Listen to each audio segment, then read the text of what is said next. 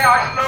যাই হোক বন্ধুগণ, এই গাঁজা তখনকার সময় যখন ক্যানাবিস হিসেবে আবিষ্কার হয়েছে, তখন এই গাঁজাকে রপ্তানি করা হতো পৃথিবীর বিভিন্ন দেশে। তখন এই গাঁজার নাম হয়ে গেল রপ্তানিযোগ্য পণ্য এবং নাম পরিবর্তন হয়ে এর নাম হয়ে গেল হাসিল। এবং এই হাসিল পৃথিবীর বিভিন্ন দেশে রপ্তানি করা হতো। বাংলাদেশে এর নাম হলো গাঁজা এবং আরেকটি নাম হলো সিদ্ধি।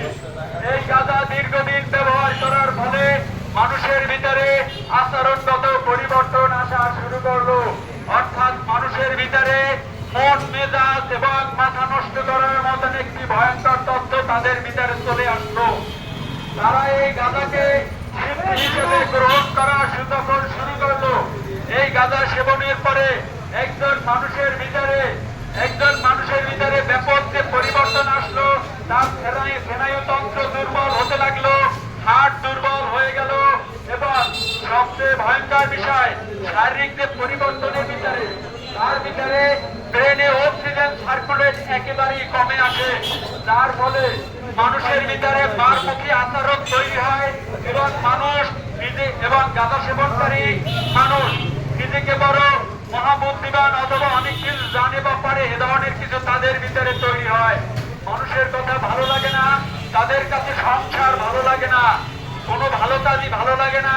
যতক্ষণ পর্যন্ত তাদের হাতে নেশা থাকে শুধু ততটুকু সময় তাদের জন্য ভালো লাগে। এই নেশা গ্রহণের সাথে সাথে মানুষের শরীরে একটি স্বপ্নময় অনুভূতি তৈরি হয়, যা কিছুক্ষণ পরে বিষাদে রূপ নেয়। তখন তারা ঝিমিয়ে পড়ে এবং তাদের অক্সিজেন সার্কুলেট বেরোনি যে কম হয়েছে তার কুফল তাদের শরীরে চলে আসে, শরীর দুর্বল হয়ে পড়ে এবং মার মুখে আচরণ তৈরি হয়। সংগ্রামী বন্ধুগণ, এই ভয়াবহ নেশা থেকে আপনারা আপনার সন্তানদেরকে বাঁচান। আমি আজ থেকে কয়েকদিন আগে একটি নেশা নিরাময় কেন্দ্রে গিয়েছিলাম।